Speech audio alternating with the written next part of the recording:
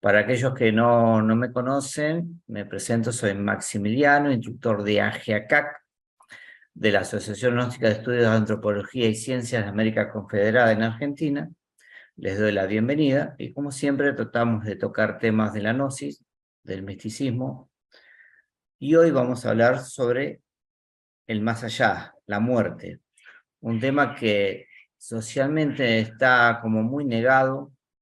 Incluso a mí me ha pasado en el ambiente de amistades que ya nombras la palabra muerte y dicen no digas eso porque trae mala energía, de eso no se habla, etc. Ya naturalmente en la sociedad existe una negación, algo tan natural que es la muerte. Incluso desde que nacemos nosotros, todo el tiempo nuestro organismo muere y renace. Nuestras células se mueren y renacen. Entonces la muerte es un proceso natural que existe en todo el universo, los planetas, las estrellas, las galaxias, las plantitas, el pasto que crece, muere y vuelve a nacer.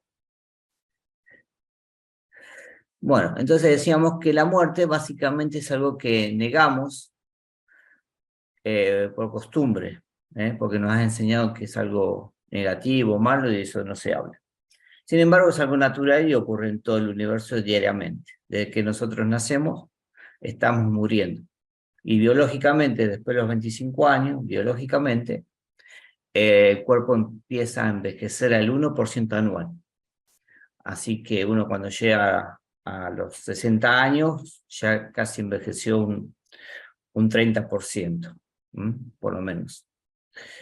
Un 35 sería. Pero ya parte de sus funciones empieza a descender e empiezan a involucionar. El estómago no funciona con la capacidad que funcionaba, los músculos, etc. Entonces la muerte es algo tan natural como respirar. Nosotros vamos a introducirnos en este conocimiento de la gnosis. Esto es toda una conferencia, pero vamos a tratar de hacerlo sencillo. Primero vamos a explicar brevemente qué entendemos como energía, algo que la ciencia no puede definir con claridad todavía. La energía, básicamente dentro del gnosticismo, dentro del misticismo, es una forma derivada de la conciencia creadora, de eso que llamamos Dios, que no es Dios, pero es una conciencia, como la queramos llamar. Esa conciencia creadora se disipó, se expandió, entre comillas, el famoso Big Bang, que es una teoría, pero bueno, para ayudar a entender, se expande esa conciencia y esa energía se expande y se va densificando y diferenciando, o sea, se va haciendo más densa y se van haciendo subtipos de energía y se va creando esta realidad que conocemos. Nosotros, si tenemos que definir qué es el cuerpo humano, por ejemplo, lo vemos sencillamente, el cuerpo es algo compuesto por sistemas, respiratorio, etc. Esos sistemas están formados por órganos, esos órganos están formados por tejido, esos tejidos están formados por células. ¿Las células qué son? Un conjunto de moléculas, las moléculas es un conjunto de átomos, y existen partículas subatómicas, conocidas como el protón, el electrón y el neutrón, y existen aún partículas muy más pequeñas que la ciencia fue descubriendo, que básicamente, ¿qué son? Energía. ¿Bien? Son eso. El protón, el electrón y el neutrón son cargas eléctricas. Es energía. Si nosotros viéramos una foto, por ejemplo, de un electrón, sería algo así, de una neurona sería algo así, y de un conjunto de galaxias sería algo así. ¿Y qué es? Energía. O sea, nosotros, ¿qué es el cuerpo? Un conjunto de tipos y subtipos de energía. Es eso, es energía condensada. Básicamente es la conciencia universal condensada en diferentes subtipos de energía que terminan formando el organismo humano, en base a una matriz de inteligencia universal que por eso permite que haya un orden en el cosmos, porque si no el cosmos no podría existir. Si vemos esta imagen similar de un pulmón a un árbol, básicamente los dos cumplen la misma función de transformar uno el oxígeno, el otro el dióxido de carbono, pero básicamente cumplen casi la misma función y la matriz creadora es la misma. Es la misma imagen, la misma matriz, la misma inteligencia. Y esto básicamente es un conjunto de energías que tienen forma, en lo que nos conocemos como un árbol o un cuerpo humano. Entonces, la energía es todo es energía. Que nosotros lo veamos con nuestros ojos como algo sólido, como tocar la mesa y creemos que la mesa es sólida, eso es una ilusión, porque la mesa no es sólida. El átomo es un 90% de espacio vacío, y la mesa es un 90% de espacio vacío. Por lo tanto, nosotros tenemos la ilusión que tocamos la mesa. En realidad, ni siquiera dentro de la física se sabe que la mesa ni siquiera la tocamos. Es una percepción ilusoria que apoyamos la mano encima. Bueno, eso es más profundo, pero en realidad es así. Entonces la energía, la matriz única de vida, se fue condensando, se va condensando para crear estas realidades que conocemos. Si vemos en la biología una célula, el óvulo, se subdivide con una inteligencia matemática, no se divide en las cantidades de veces cualquiera, sino que hay un orden, y se forma la creación de la vida. En la astronomía pasa lo mismo, en la matemática algo similar. Entonces hay una matriz única. Si nosotros vemos, por ejemplo, una conexión neuronal, sería algo así, y si vemos el universo, sería algo muy similar. El universo es un hombre pensante, básicamente, es como si fuera un cuerpo humano el universo. Decía por ahí un premio Nobel de física, Heisenberg, alguien que uno estudia en la universidad, dice que el primer trago del vaso de las ciencias naturales te hará ateo, dice. Pero el fondo del vaso, Dios te está esperando. O sea, que básicamente si nosotros no conocemos en profundidad los misterios de la vida, nos quedamos con esa visión superficial más ateísta. Y básicamente en la ciencia está pasando eso, porque no hay una comprensión total de lo que somos. Por eso tampoco la ciencia puede definir con claridad qué es la energía. Y lo digo porque yo me tocó estudiarlo, estudié en química, y son, o sea, posturas, pero bueno, van variando de acuerdo a que uno lee. Entonces, la muerte, ¿qué es la muerte? De acuerdo a la gnosis, de acuerdo a las mitologías, las grandes culturas como egipcia, budista, etc. La muerte, básicamente, es un tipo de energía que aparece en el final de la vida, que le vamos a ir viendo. Pero vamos a ir viendo qué pasa con esta energía, cómo la energía va tomando forma, como decíamos, y esta conciencia creadora va tomando forma física. Cuando se fecunda el óvulo, el espermatozoide fecunda el óvulo, esa energía que viene en el espermatozoide, que no es cualquier espermatozoide, porque es otro misterio de la medicina, que no saben por qué ingresa un espermatozoide y uno puede estudiar todo el procedimiento del óvulo y el espermatozoide, pero la ciencia no puede entender con claridad por qué uno de tantos millones logra ingresar y cuál es el motivo. Tiene que ver con el karma, tiene que ver con procesos internos esotéricos que la ciencia desconoce, pero una vez que el espermatozoide ingresa, esa energía, esa matriz de conciencia, empieza a formar el cuerpo, los aparatos, los sistemas internos del organismo físico. Y la esencia y el alma, ingresan al cuerpo físico, reencarnan, como lo queramos llamar, cuando uno inhala. Cuando el niño inhala en el quirófano, ahí es cuando la esencia ingresa al cuerpo. Antes de ingresar al cuerpo, durante la gestación en la madre, la esencia está atada al óvulo por un hilo, como el hilo de plata. En realidad es el mismo hilo cordón antacarana del cual era hablado antes. Y esa esencia se ve alrededor de la madre, dicen los clarividentes y los maestros, flotando. Y cuando ese alma, ese niño nace, el cuerpo físico, porque el padre y la madre lo que gestan es el cuerpo físico, nada más, la conciencia entra, por karma. Bien, de los 0 a los 7 años se empieza a formar la personalidad, que es la estructura psíquica que nos permite relacionarnos con el mundo. Son los patrones de conductas que tenemos, los hábitos, las creencias, las estructuras psíquicas que tenemos. Todo eso se forma en la personalidad del niño. Y en realidad es lo que más marca al niño. Si un niño fue golpeado, insultado, humillado, en esos primeros 7 años donde más se encastra, se lastima esa estructura, y eso genera grandes problemas en la adolescencia y en la adultez, porque es donde se genera la matriz psicológica del niño. Esa personalidad se va haciendo más robusta, más fuerte de los 7 a 14 años, esa estructura psíquica, de acuerdo a los ejemplos, ¿no? El niño aprende más por ejemplo que por las palabras, entonces todo lo que percibimos, lo que vemos, la televisión, la radio, la internet, todo lo que percibimos va formando esa estructura de personalidad, nos hace más violentos, menos violentos, más cariñosos, menos cariñosos, etc. Si nunca fuimos abrazados durante niños, es obvio que de grande nos va a ser difícil abrazar a alguien, porque la personalidad fue afectada de esa manera. Si fuimos personas que no recibimos mucho afecto, tendemos a brindar afecto, ¿eh? Porque nuestra estructura psíquica funciona de acuerdo a ese patrón que hemos recibido. Y de los 14 a los 21 años se desarrolló mucho la energía sexual, se despierta el líbido y toda esa energía, que es lo que permite crear vida luego, porque la energía sexual, a través de la relación sexual, es la única que permite volver a gestar una vida, a través del hombre y la mujer. Entonces, la energía, que es un tipo de energía, que después hay subtipos, tenemos la energía motriz, la energía intelectual, la energía emocional, son tipos y subtipos de energía, básicamente es la misma energía cósmica, universal, derivada de la conciencia creadora, que va gestando todo esto y vuelve a gestar la vida. Digamos que esta energía conciencia creadora básicamente subyace en la energía sexual, porque es la única energía que puede crear vida.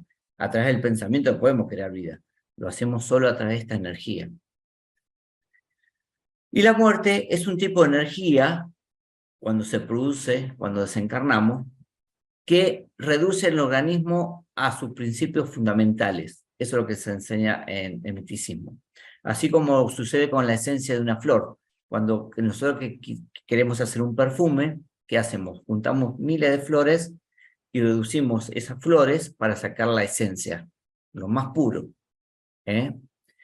Durante ese proceso de muerte, cuando uno desencarna, se separa el ego y la esencia. El ego y la esencia se van, se retiran de este mundo físico para tomar otro cuerpo más adelante.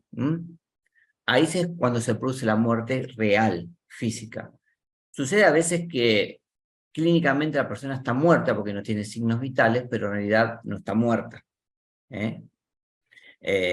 Ha pasado mucho. A personas que despiertan en el cajón, despiertan tapados en una habitación, 2 días después, un día después, bueno, algo que la medicina no puede explicar, básicamente es porque todavía esto no se separó y porque el cordón de plata, que hemos hablado en clases anteriores, sigue unido al cuerpo físico. Bien. Básicamente esto es para una introducción. Entonces, ¿qué pasa en la muerte? En la muerte, cuando uno muere físicamente, el cuerpo físico, hay dos cuestiones. Hay cosas que quedan acá, en este mundo que conocemos, y cosas que se retiran de este mundo que conocemos. ¿Qué queda acá?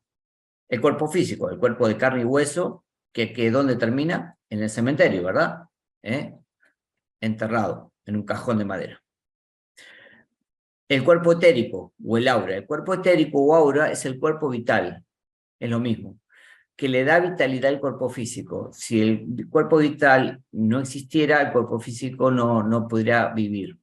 Todos los procesos bioquímicos del cuerpo biológico existen gracias al cuerpo vital o aura, hoy conocido como aura. Le da la vitalidad. Este cuerpo etérico a veces ocurre en los cementerios, mucha gente lo llama la luz mala, existe como un aura de luz, una luz brillante sobre las tumbas, y en realidad es este cuerpo etérico que se está descomponiendo como una batería, se está descargando. Pero como todavía tiene energía, sigue alimentando el cuerpo físico. Entonces, durante el proceso de muerte, muchas veces hay procesos bioquímicos todavía que se están generando del cuerpo biológico, y a veces crecen las uñas y el pelo, por ejemplo, cosas que son un misterio para muchos, porque todavía hay cierta energía vital. Es como un auto que se está apagando, pero la batería todavía tiene un poco de energía, una pila. Es como una pila del cuerpo etérico. Y queda otro aspecto de nosotros, que es la personalidad. La personalidad es la estructura psicológica que es como una energía, es un tipo de energía, un poco densa, semifísica, semietérica, dicen los maestros, que es la que se formó al principio, durante los primeros 7 años. Eso es lo que conocemos como el fantasma del muerto, es un holograma, pero no es la esencia o el alma o el ser. Es un holograma que queda como una impresión de lo que éramos, de nuestras conductas. Se retira de este mundo la conciencia o el ego, el alma, como ustedes quieran llamarlo, y el ego. ¿Por qué se retira el ego? Porque el ego está enfrascado dentro de la conciencia, como explicamos en clases anteriores, a través del ejemplo de la lámpara de Aladino.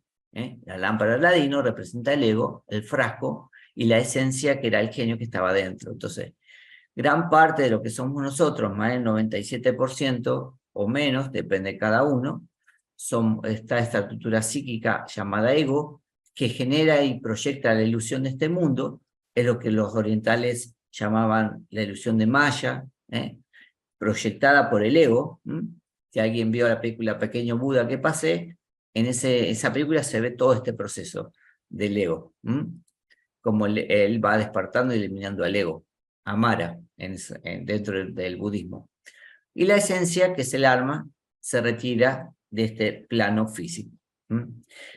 Durante la muerte, lo que sucede, se corta el cordón de plata, el cordón que ata a la conciencia, a los cuerpos internos, que hemos visto en clases también anteriores, se corta. De ahí viene el símbolo que conocemos como el hombre de la guadaña. O sea, todos estos símbolos tienen una raíz. La guadaña representa el instrumento por el cual se cortaría el cordón de plata.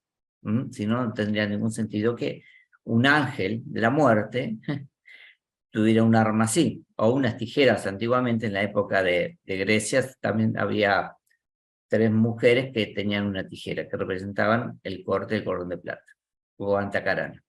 Entonces, en el momento que se corta el cordón de plata, que es por la ley del destino, todos nosotros tenemos día y fecha y hora, momento para ser cortados, mientras estemos dormidos y la conciencia no despierte, eso no se puede alterar, y por karma nos corresponde morir de determinada manera. Ese cordón de plata se corta y se produce la muerte. ¿Quién lo corta? Lo corta un maestro, conocido por la gente como el ángel de la muerte. Son seres de luz, seres que tienen ese trabajo en otros planos, en la quinta dimensión, de cortar esos cordones. Así como existe en este mundo físico, gente que se dedica uno es bombero, otro es abogado, otro ingeniero, y cada uno de nosotros tiene una profesión. En lo interno, los iniciados, los maestros, cuando despiertan conciencia, cumplen funciones dentro de la naturaleza. Entonces, están a cargo de ciertas funciones del cosmos. De ahí, dentro del paganismo, es que a cada parte de la naturaleza le daban una relación con un dios, cosa que no se entendía, porque en realidad había seres de otros planos que coordinaban dentro del universo esas funciones. Y ahí surgen los conocidos como devas, que regulan y controlan la naturaleza, etc. Y estos maestros, estos seres conscientes, tienen esa función de desconectar el cuerpo físico de los cuerpos internos y producir la muerte. La personalidad, que es un holograma, queda en estos planos y se va desintegrando. También esta desintegración puede tardar siglos o pocos años, porque se va cargando de energía del ambiente. Hay lugares donde esa personalidad existe durante siglos.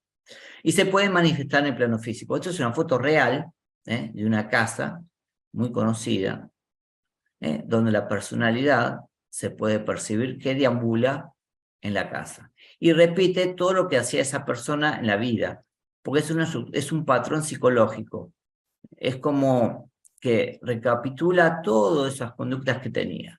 Y esta persona va a vivir durante mucho tiempo donde vivía, va a comportarse como se comportaba, y se puede manifestar literalmente físicamente. Incluso hoy se puede fotografiar y filmar con las cámaras que existen. Hay muchos casos reales, bueno, creo que muchos de nosotros los conocen, y si no los conocen me lo pueden pedir, pero ya hay mucha evidencia. Existen los cazafantasmas hoy en día, gente se dedica, empresas que se dedican a esto, pero bueno, ya es una realidad. Ahora, una vez que desencarnamos, digamos que se retira la esencia del ego, nuestra alma, en cierta manera, para que me entiendan, el proceso de la muerte se se produce durante 3 días y medio. Durante 3 días y medio pasamos por un proceso. De ahí que existe el velatorio. ¿Eh? El velatorio, velar, la palabra velar, que significa estar despierto básicamente. ¿Por qué? ¿Por qué existe el velatorio? ¿Por qué piensa que existe? Existe porque era este proceso que se esperaba antes, 3 días y medio, para ver si la esencia volvía a encarnar y se pasaba el juicio, y se le cortaba el cordón de plata. ¿Qué sucede? Vamos a suponer que desencarna una persona, o está a punto de desencarnar. Fíjense que estos casos ha pasado mucho, hay mucha evidencia científica en base a esto, y muchos casos lo pueden buscar en internet. Fíjense que a muchas personas les pasó que han estado ahogándose o en un accidente de tránsito o algo, y vieron toda su vida pasar. Dice, yo vi toda mi vida pasar en retrospectiva, desde el momento que está ahí hasta cuando era niño. Ve toda su vida en milésimas de segundos. Eso es una retrospección que ocurre en la quinta dimensión realmente, y la persona lo percibe en este mundo físico. La persona, durante ese proceso, básicamente se desconecta de su cuerpo físico, vivencia esa realidad y pasa por el primer juicio, conocido como la retrospección rápida. ¿Para qué sucede eso dentro de la naturaleza? Eso sucede para que la esencia o el alma, o nosotros, tomemos conciencia de cómo hemos perdido el tiempo en la vida. Toda nuestra vida hemos perdido mucho tiempo en cosas que no tienen sentido, en dañar a los demás, en buscar dinero, etc. En cosas que por ahí no son importantes y hemos perdido lo esencial. Entonces, esa retrospección genera eso, genera un estado reflexivo muy profundo en la persona, que aquellos que lo vivieron y todavía no murieron, desencarnaron, hicieron grandes cambios en su vida. La retrospección lenta, se vuelve a repetir esta retrospección, pero en forma más lenta. La persona vive todo lo que vivió en su vida. Es como que el cassette se retrocede, y vivencia emocionalmente, psicológicamente, percibe todo lo que hizo. Es como ver su vida a través de una pantalla de cine y puede reflexionar sobre el daño que hizo, los errores que cometió, etc. Y esa retrospección lenta ocurre en la cuarta dimensión.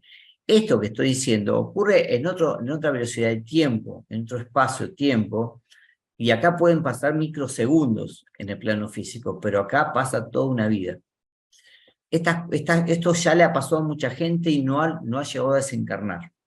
No ha perdido el cuerpo físico. Ha quedado acá y vuelto a la vida.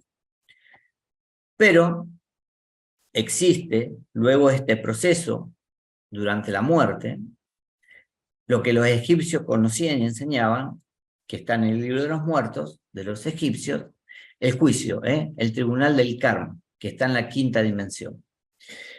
La gnosis asegura que este lugar existe físicamente, es un templo que existe en la quinta dimensión, en el plano astral.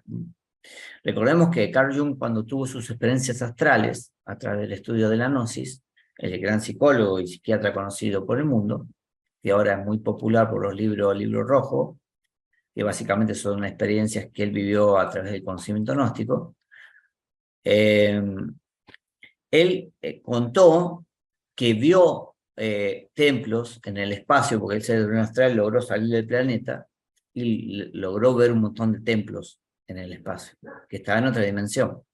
En ese templo del Tribunal del Karma existen seres conocidos como Anubis, que era el juez, es el juez, conocido por la cultura egipcia, y el jurado, que son 42 acontes. Los 42 acontes representan 42 mandamientos que debe cumplir la persona que desencarna, que están en el libro de los muertos de los egipcios.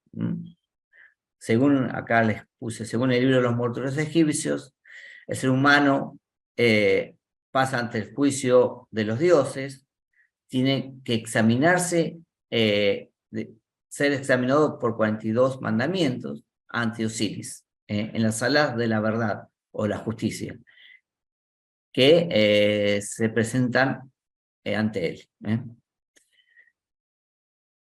Entonces, la persona desencarna, va a pasar por esta primera retrospección, recordando toda su vida, vuelve a repetir esa retrospección en forma más lenta, y luego es llevado la esencia al tribunal del karma, para evaluar si él qué leyes no respetó de estas 42. ¿Qué son estos 42? Son los mandamientos egipcios. De ahí derivan los mandamientos cristianos, conocidos que en realidad tampoco son cristianos, como vamos a ir viendo.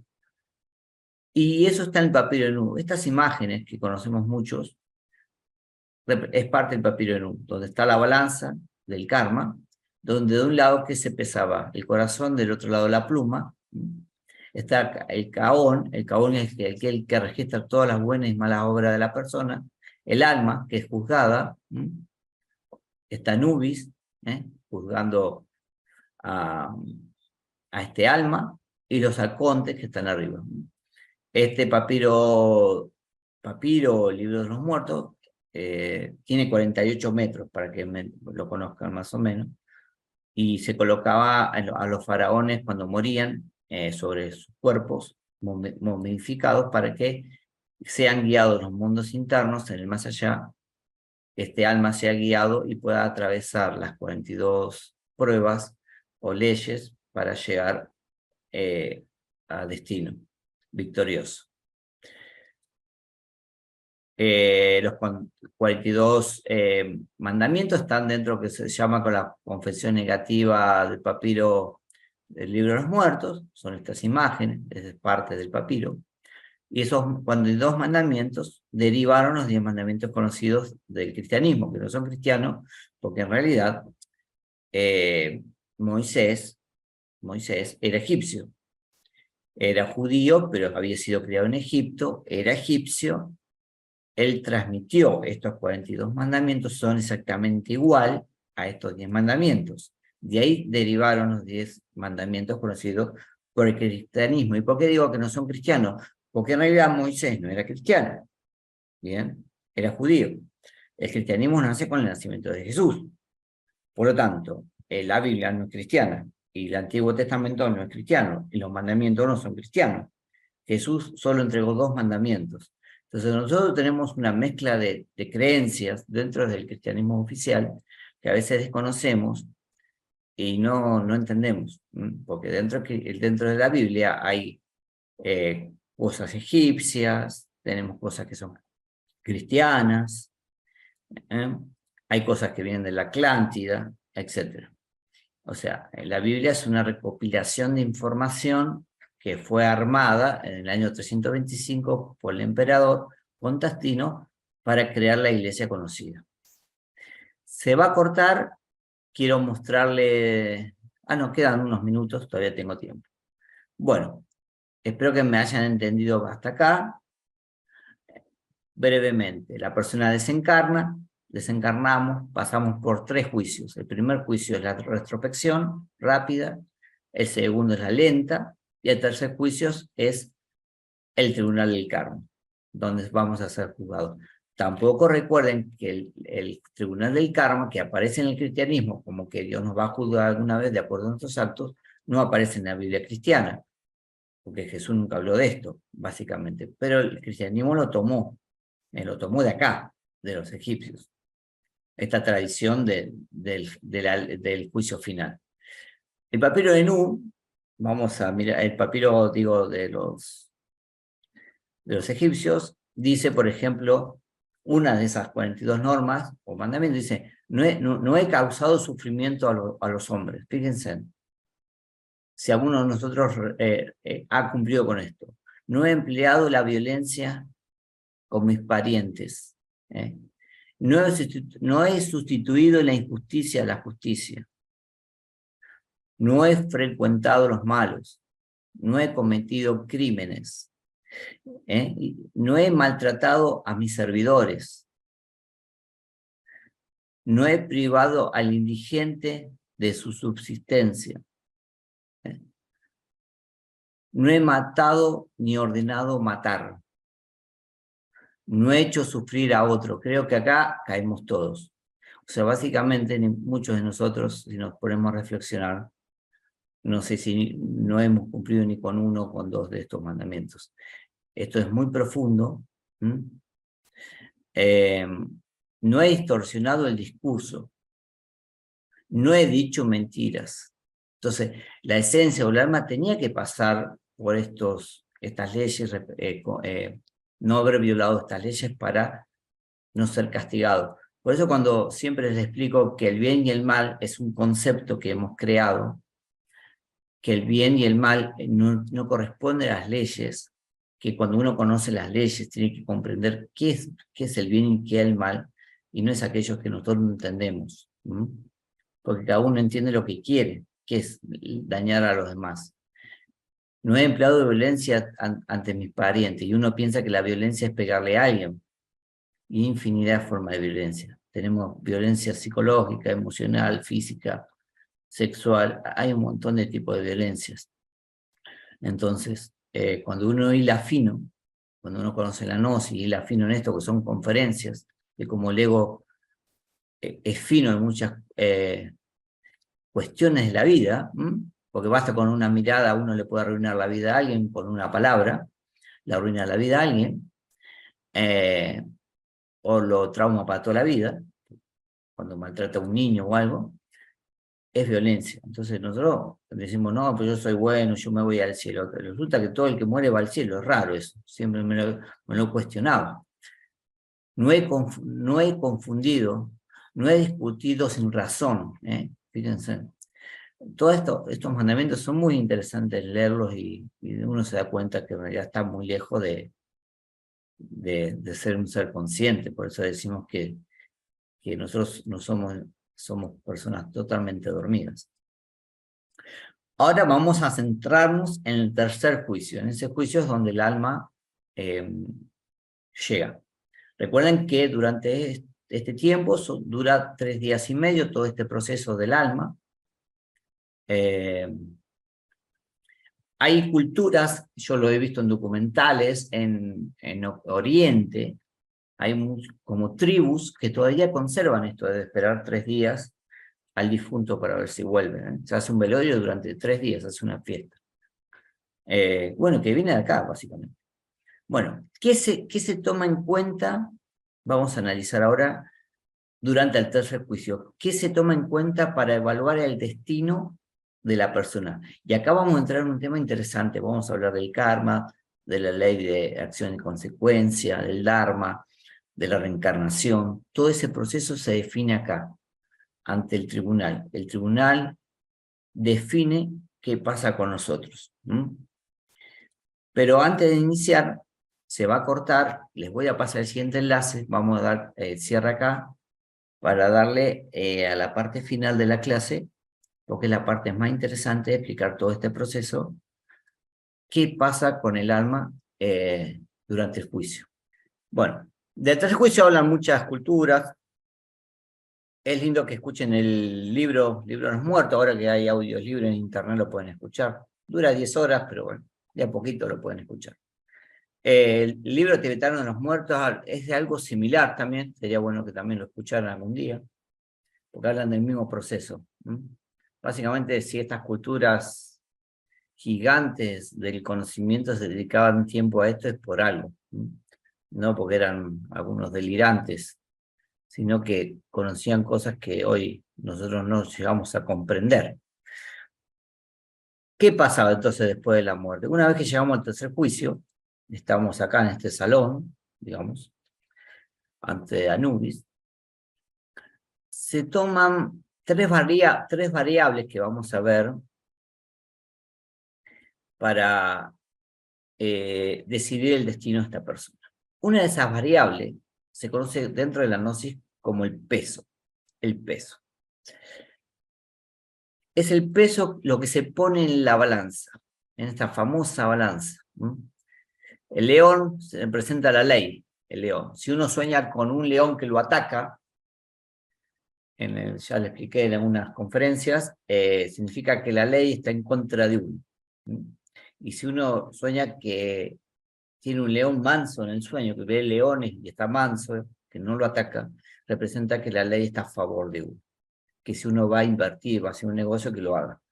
Esos son mensajes del ser para la esencia, para aquellos que están atentos a estas cuestiones internas. Entonces, ¿qué se pensaba en la balanza? En la balanza se pensaba el corazón del alma, de la persona, del ser, de este que se encarnó. Me pesa en mi corazón. Y si ese corazón era más liviano que una pluma, tenía un buen destino, porque era puro, era noble, era algo espiritualmente elevado. Pero si ese corazón pesaba más que una pluma, por su maldad, su egoísmo, etc., obviamente que te iba a ser castigado. Entonces, el peso representa las buenas y las malas acciones, pero las buenas y malas acciones no a lo que yo interpreto por buenas y malas acciones. Esto son varias conferencias en la Gnosis, es una de las conferencias que más me gusta dar, de toda psicología gnóstica. ¿Qué entendemos por bueno y malo? Porque es un concepto subjetivo, el bien y el mal, de acuerdo a las creencias y formación de cada uno. Y acá no importa la formación y creencia de cada uno de nosotros, sino que importa cuáles son las leyes que yo tengo que o no infringir. Y estas son las leyes. Estas son las leyes. Lo conocido como los mandamientos, que nosotros por ahí lo hacemos muy religioso, pero en realidad son leyes que supervisan el cosmos, organizan la conciencia. Y hoy vivimos como vivimos, en el planeta que estamos, y bajo las circunstancias que estamos en este planeta, por violar todas estas leyes. Aquellos que han logrado no violar estas leyes son como un Buda, un Jesús, etc. Un Hermes, Trismegisto, personas que han buscado lograr no violar. ¿Y quién no viola esta ley? La conciencia. A medida que la persona va despertando conciencia realmente, deja de hacer ciertas cosas por conciencia, no porque se lo dicen. Se da cuenta el daño que le hace al otro, el dolor al otro. Generalmente las personas entendemos cuando vivimos la experiencia que le hicimos vivir al otro. Y eso básicamente es la ley de acción-consecuencia.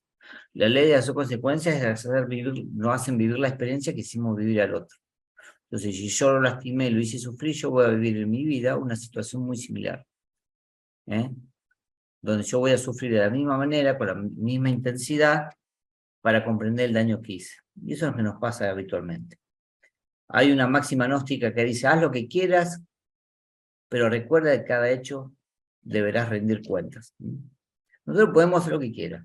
Hoy podemos lastimar a la gente, hay personas que salen con un arma a matar, a romper cosas, cuando hay protestas, a quemar autos, podemos insultar, podemos hacer maldades de todo tipo. Pero recuerda que de todo vas a rendir cuentas. Y ahí vamos a ver la gran diferencia del tipo de vida y calidad que uno tiene. Porque violamos todo esto. Cada vez que violemos algo de esto, lo vamos a pagar. Y lo pagamos de muchas maneras. A veces, capaz que un trabajador, vieron esas personas, un mecánico, un albañil, lo que sea, por dar un ejemplo, engaña al cliente, le hace pagar el doble de lo que era el arreglo. Bueno, esa persona, por engañar, por quedarse con dinero que no le corresponde, después la vida se lo saca de otro lado. Puede ser por una enfermedad, puede ser por un accidente, puede ser que se le funda el auto, se le queme la casa, pueden pasar muchas cosas. Pero eso que se extrajo ilegalmente, moralmente no fue ético, no fue verdadero, que fue una estafa que pasa habitualmente en muchas profesiones, que nos ha pasado a muchos de nosotros, esa persona lo va a pagar, y lo va a pagar muy duro, porque la ley, el cosmos tiene un equilibrio, y todo aquel que se vaya, como la ley del péndulo, se vaya a un extremo del péndulo, tiene que volver al punto de equilibrio. Y el universo funciona así. Por eso se llama cosmos. El cosmos es algo que está equilibrado. Entonces, durante estos 3 días, el primero, lo que se mide es el peso. Se ponen las buenas y malas acciones en la balanza y se evalúa y se saca una conclusión de lo que hizo este ser, este alma. Cada uno de nosotros. El segundo paso es el número, se lo llama la gnosis. ¿Qué es el número? Es el número de vida por el cual está atravesando este alma. Los budistas y todas las grandes culturas, obviamente, incluso el cristianismo primitivo, que después fue sacado de la Biblia, aceptaron siempre la reencarnación, el retorno del alma. Hasta Pitágoras ha hablado de esto. Y el budismo habla de 108 vidas, que son el collar del Buda. El collar del Buda tiene 108 pelotitas, cuentas, que de ahí deriva el collar conocido dentro del catolicismo, que se usa en las iglesias, pero en realidad es el collar del Buda, que fue derivado de ahí, tomado de ahí, que son las cuentas, 108 vidas. Tenemos 108 oportunidades, volvemos 108 veces, pero no siempre volvemos 108 veces. A veces se nos puede cortar esto, de acuerdo al comportamiento que tengamos vida tras vida. Entonces se evalúa el número de vida. No es lo mismo una persona que está en la vida 10 que está en la vida 60. Se supone que el que está en la vida 60 vivió más, tiene que haber comprendido más, tuvo que tener más experiencia. Entonces la evaluación es diferente al que lleva 10 vidas vividas. Es simple, es como la vida práctica, o sea, no es lo mismo un chico que quiere aprender a nadar, que lleva 3 clases, que una persona que hace 7 meses que está aprendiendo a nadar. Se supone que al que está 7 meses se le va a exigir más que el que empezó hace 3 clases. Y acá pasa lo mismo. El número de vida define el grado de decisión que tiene este tribunal. Eso aparece, el número de vida aparece en la rueda de Samsara, que es un tema que se puede estudiar, nosotros lo damos en conferencias. La rueda de Samsara, conocida dentro de las culturas antiguas, representan la infinidad de retornos que tiene el alma para encontrar el camino y salirse de la rueda de Samsara, como lo hizo Buda, como lo hizo Jesús. Durante esas 108 oportunidades encontraron el camino, o sea, la gnosis básicamente, dentro de sí. No me refiero a la gnosis como institución, me refiero a la gnosis como sabiduría. Encontraron la gnosis dentro de su interior, encontraron el camino de la iniciación y salieron de esta rueda y empezaron el camino para convertirse en un maestro. Esto es lo que hizo Buda, salió de la rueda de Samsara, del sueño. La rueda es la representación del sueño, donde es todo mecánico. Entonces, el primer paso es el peso, donde se evalúan las buenas y malas acciones.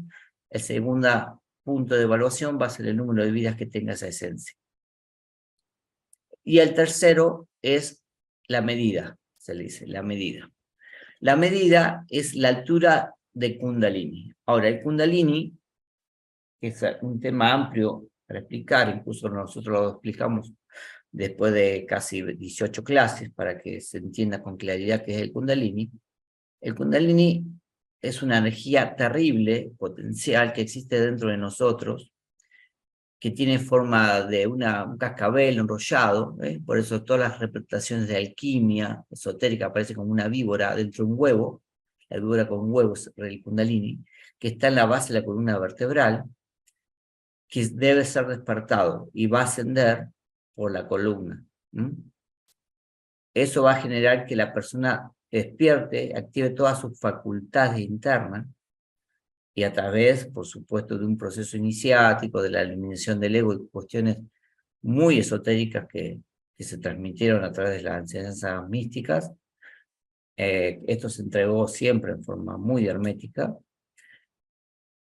Cuando el Kundalini llega a la última vértebra, que es la vértebra número 33, que eliminó el ego, eliminó todo, se purificó en un ser supremo, se hizo consciente, de ahí viene el símbolo que Jesús muere a los 33 años.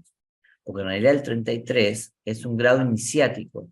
No es que murió a los 33 años biológico. En realidad no se sabe, porque de Jesús histórico, como ya expliqué en una clase, no sabemos absolutamente nada. Es una representación esotérica, el grado 33. En Corrientes acá me dicen que todavía se usan 2 días velatorios. Sí, porque antes eran 3, se fueron reduciendo. Acá usamos horas, pero hay países que yo estuve mirando en documentales que todavía siguen con los 3 días velatorios. Muy interesante eso de Corrientes, no lo sabía. Bueno, entonces el Kundalini es una energía que se despierta, se activa a través de ciertas prácticas. esotéricas. Esto no se despierta en un día, esto puede llevar vidas. Bien, entonces se mide el grado de Kundalini, porque el grado del Kundalini representa el grado de conciencia de este ser. Entonces de ahí se evalúa el destino de esta persona. Son los 3 aspectos que se evalúan dentro del Tribunal del Karma para definir el destino. El Kundalini siempre estuvo representado en todas las culturas.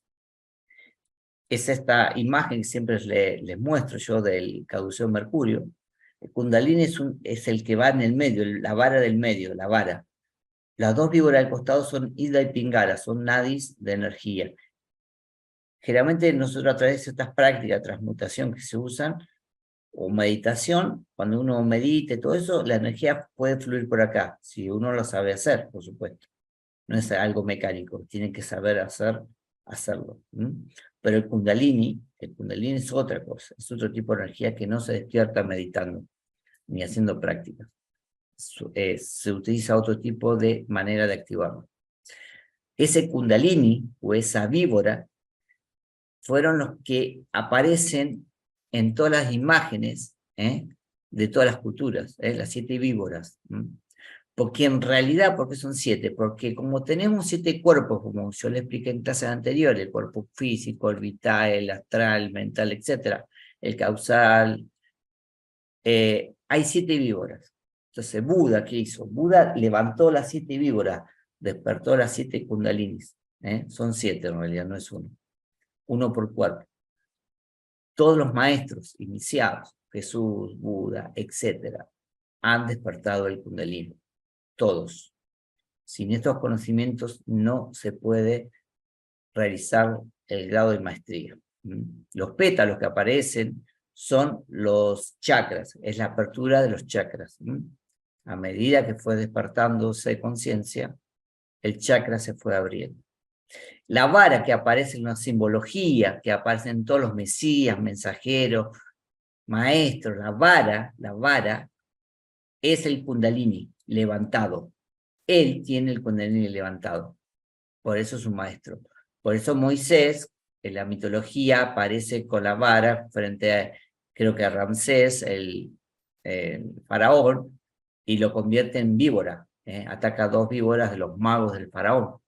Y se come, la víbora de Moisés se come a las otras víboras, que eran 2, que representan la dualidad, es todo simbólico. Pero representa eso, el grado iniciático, que el kundalini está levantado. ¿Cómo se degeneró esto? Miren, ¿cómo se degeneró tanto? ¿Saben qué es esto hoy en día? Es la vara del mago. La vara del mago común que aparece en la tele, con su gorrito, la varita, es el kundalini.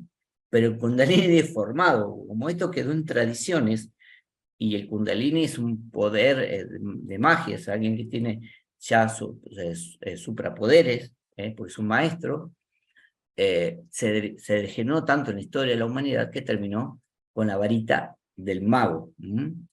Y ahí viene. Y la palabra abracadabra era un mantra, es la deformación de un mantra. Pero como siempre les digo, todo tiene una raíz esotérica y todo se fue perdiendo. Estas imágenes de China, de hinduismo, etc., representan toda la anatomía del proceso de la activación del kundalini y despertar la conciencia. En estas imágenes todo un mapa. O sea, no son, esto existe porque esto es real, no es porque algún delirante se le ocurrió hacer estos dibujos alguna vez, sino que esto se vivía como una experiencia real.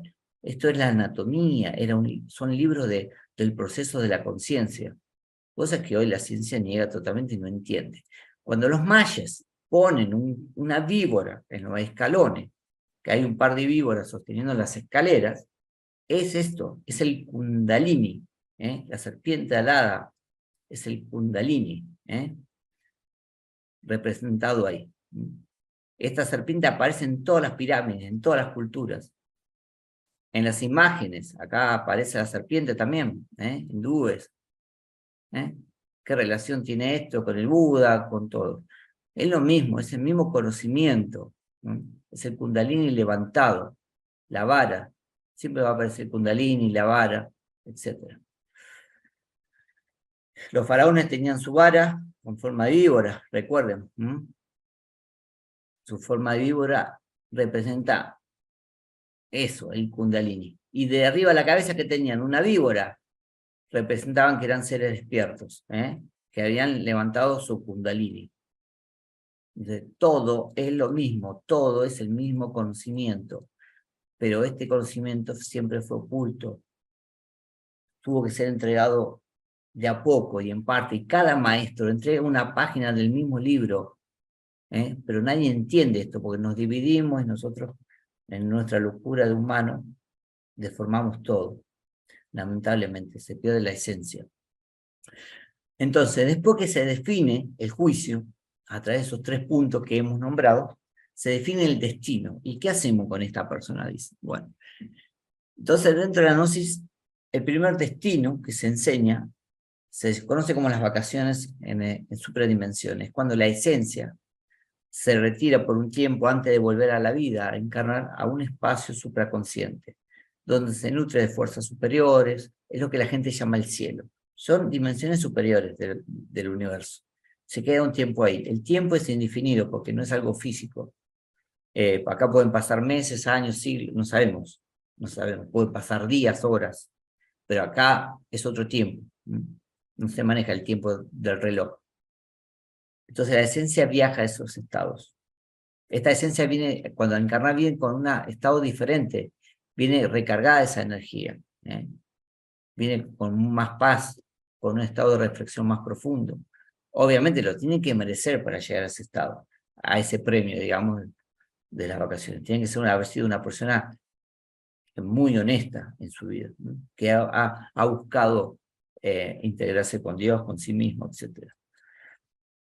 El otro destino es el retorno inmediato, o retorno a un nuevo cuerpo. Es cuando los ángeles de la vida conectan al espermatozoide con el óvulo, y le retornan a la esencia del ego.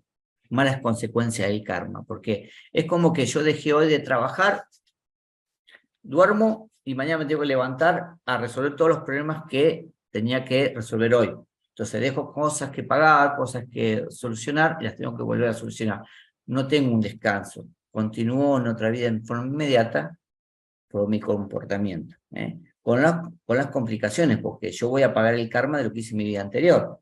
Entonces, esta vida siguiente va a ser más dura, más difícil. Si yo robé, probablemente pierda las manos o me afecten en las piernas. Hay muchos karmas que son muy específicos. Pero bueno, por dar un ejemplo, hay un montón. Ciertas enfermedades tienen que ver con cuestiones karmáticas, en los problemas en la vista, relacionados con la lujuria, etc.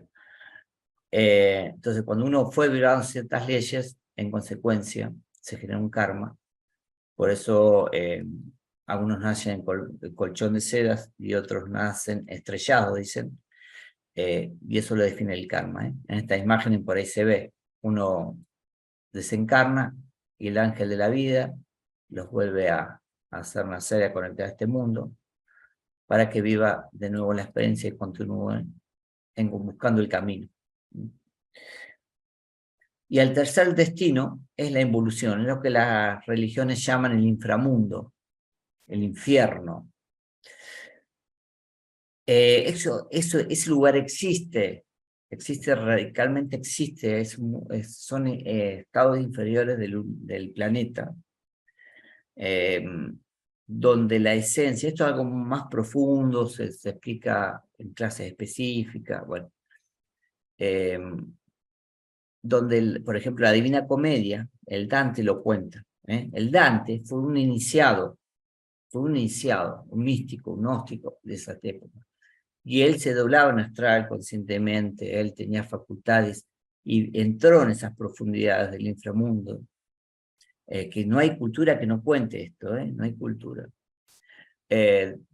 Entonces, él vive esa experiencia y la cuenta en la Divina Comedia, donde se ven los diferentes círculos dantescos, y el ego que tiene que ser eliminado, porque el ego no es algo natural creado por la divinidad, es algo creado por nosotros, debe ser eliminado para que la esencia se libere y vuelva a la rueda del samsara, a volver a encarnar, o a volver a retomar vida pura.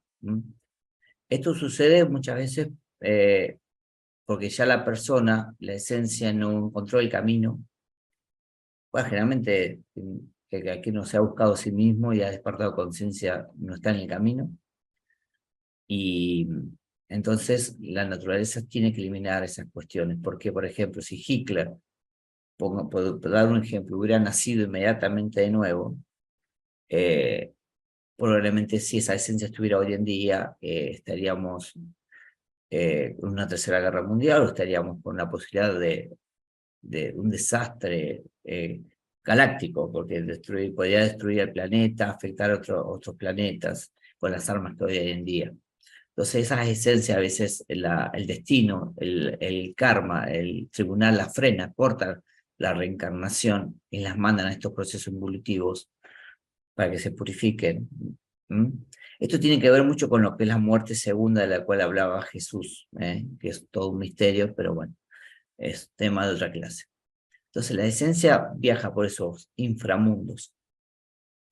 Entonces tenemos 3 destinos. Las vacaciones, que son para personas que realmente se han comportado dignamente, espiritualmente han ayudado a los demás, sacrificado su vida, etc. Por ejemplo, una Madre Teresa de Calcuta. Y el otro destino, el retorno inmediato, es cuando una persona no ha hecho ni mal ni bien, pero bueno, tiene que volver a pagar las consecuencias de lo que ha hecho y seguir viviendo, hasta que encuentre el camino. Toda acción tiene una consecuencia, por mínima que sea, mínima que sea. Y todas las enfermedades que tenemos, los problemas diarios que tenemos, tienen un efecto, son el efecto de una causa que hemos generado. Que Dios no tiene nada que ver en esto. Esto tiene que ver con leyes que existen, que nosotros estamos violando, y por desconocimiento tenemos el efecto. Y el tercer destino en la involución es cuando el alma o la esencia tiene que viajar para purificarse y retornar en una nueva matriz, donde el ángel de la vida lo que va a hacer es conectar el espermatozoide al óvulo, a través del cordón de plata, y vuelve a tomar cuerpo físico, la esencia, para tener una nueva experiencia. Básicamente eso es como una introducción al tema. Estos son varias clases juntas que se dan dentro de nuestros cursos. Y como siempre los invitamos a actividades gratuitas. En enero esperamos empezar nuevos cursos. Y por supuesto muchas gracias a todos por la paciencia y el interés que han mostrado. Desde ahora pueden preguntar lo que quieran, podemos conversar de lo que quieran, ya está dado el tema, como más o menos lo habíamos armado. Cuando yo les decía que la muerte es una energía, dentro de la gnosis explicamos en esta clase que es un rayo, hay una energía muy potente que se produce durante la muerte, que es como si fuera un rayo de la tormenta que impacta contra el cuerpo biológico, físico, y separa la materia del alma, de la esencia. Esto que parece una tremenda locura, a mí en las conferencias me ha pasado tener testimonios de algunas personas en los hospitales contándome ciertas experiencias que han vivido durante el proceso de muerte de un familiar que está muriendo en terapia, y que han visto una luz que impacta sobre el cuerpo y en ese momento la persona fallece. De estas historias uno ha escuchado muchísimo. Yo he tenido algunas personas que me han contado que, bueno, han visto seres que unas horas antes de morir empiezan a ver ya la cuarta, la quinta dimensión de esas personas, y empiezan a ver seres, bueno, el túnel, empiezan a ver esa vida, retrospección, etc. Que son procesos del desprendimiento de la esencia para penetrar en otra dimensión. Recuerden que cuando nosotros nacemos, nacemos con un cordón, que es el cordón de la vida. ¿Eh? ¿Y qué vemos? Nosotros estamos en la panza de nuestra madre y vemos un túnel, que es todo el conducto de salida hacia el quirófano, ¿no? ¿Y qué vemos del otro lado? Luz, que es la luz del quirófano. Entonces el cuerpo, esa persona que están haciendo, vería algo similar cuando muere. Ve un túnel, porque están haciendo otra dimensión, está entrando en otra dimensión. Y nosotros también estamos entrando en esta dimensión, esta tercera dimensión cuando nacemos. El proceso es idéntico, y estamos unidos a nuestra madre a través del cordón de plata, que es el cordón umbilical, que después nos corta el médico. Pero sucede exactamente lo mismo durante la muerte. El proceso es muy parecido. Sí, la gnosis, acá nos dice María, que bueno, que entendió bastante bien, que fue claro, pero y que uno queda reflexionando. Y sí, la gnosis es para eso, para que uno reflexione. Porque en realidad lo único que importa en la vida es buscar el camino y saber por qué estamos acá.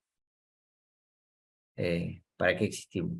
Lo demás no tiene mucha importancia, el dinero, las posesiones, los triunfos, los títulos. Son importantes, por supuesto, uno tiene que estudiar, y es parte de la vida y es necesario. Pero dejar la existencia por algo específico, por plata, y dejar la vida y a veces olvidarse hasta del hermano, del familiar que tiene al lado, no debe ser así. Hay cosas que son más importantes. Ahí me dice Luján que entendió todo perfectamente. Bueno, me alegra. ¿Alguien quiere hacer una consulta? Bueno, sí, Luján, nosotros estamos para eso, la gnosis es gratuita, y bueno, uno está acá porque ha vivido experiencia suficiente para estar acá hablando. Por eso es lo que a nosotros nos motiva, y bueno, por eso enseñamos la gnosis. Sí, es muy difícil hablar con alguien que ha perdido, que ya no sienta apego por la vida o necesidad de vivir, me dice Flavia. Sí, es muy difícil, porque básicamente la persona ya se desconectó de su esencia. Fíjense que cuando yo le expliqué sobre la meditación, le explicaba que llega un momento que uno debe integrarse con su alma, con su esencia, consigo mismo. Y eso es que nos permite conectarnos con la vida. Nosotros vivimos desconectados de la vida todo el tiempo desde que nos despertamos, porque estamos apurados, preocupados por cosas que a veces son secundarias, subjetivas, y nos olvidamos de vivir. Y cuando nos acordamos de vivir ya tenemos 60 años, o 50, o 40, y nos olvidamos de aquellos que tienen hijos. Yo no tengo, pero aquellos que tienen se olvidaron de su crianza, no los vieron crecer, se ocuparon más de otras cosas, no le dieron importancia, se perdieron los cumpleaños, y uno se empieza a recriminar todo, es lo que a veces escucho. Entonces, uno tiene que parar, decir, bueno, uno necesita trabajar, necesita hacer un montón de cuestiones para el mundo, pero tiene que ocuparse de sí mismo, para sí mismo. Por eso Jesús decía una enseñanza terrible. Decía, da al César lo que es del César y al Dios lo que es del Dios. Pero eso es simbólico, no hablaba del César como poder, sino del sistema, que uno de darle el tiempo al sistema que tenía que darle, se lo dé, pero así mismo también. Hay que dárselo. Entonces uno tiene que ubicarse en la vida un poquito más, frenar. Tiene que empezar a frenar, decir, bueno, hay algunos que han vivido experiencias, empezar a buscar por qué las he vivido, qué sentido tiene que me esté pasando, algunos se dan cuenta, otros no, otros más tarde. Todo me sale mal, y bueno, tengo que empezar a evaluar porque me está haciendo. Hay un karma que estoy pagando, algo hice, pero hay que empezar a tener el rol no el de victimario. Ay, todo me pasa a mí. No, algo hice. Tengo que empezar a entender que algo generé, ya sea en esta vida o en otra. La otra vez una persona le sucedió que un trabajador de esto, un albañil, no digo hablo de albañil por especificar solamente los albañiles, cualquier persona le puede ocurrir, pero lo había engañado con un trabajo. Entonces yo le decía, bueno, espera, es cuestión de tiempo. La vida te engañó en la vida, lo que te debe, se lo va a quitar, porque es la ley, no lo digo yo, es la ley, es cuestión de esperar. Lamentablemente va a pasar, lo lamento por las personas, pero lo va a ocurrir. Y bueno, pasó un año y pico, ¿y qué le pasó a esta persona que había engañado? A este albañil, le robaron todas sus herramientas, todo, le robaron todo.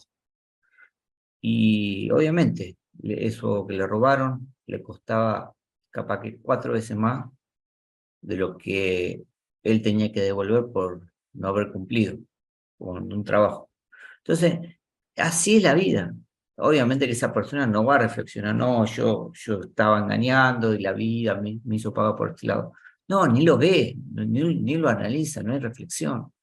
Por eso uno tiene que reflexionar, como decía Flavia, que damos reflexión. ¿Eh? Cuando uno tiene el destino está marcado. ¿Se puede cambiar? Sí, se puede cambiar. La gnosis lo afirma. Pero hay que conocer las leyes primero, cómo se mueve la naturaleza, cómo está creada, cómo funciona. Yo no puedo cambiar lo que no conozco. La gnosis nos da eso, la herramienta de cómo funcionan las cosas. Cuando uno sabe cómo funciona un auto, puede conducir el auto. Ahora, si yo no sé cómo funciona el auto, y probablemente me subo al auto y me voy a accidentar.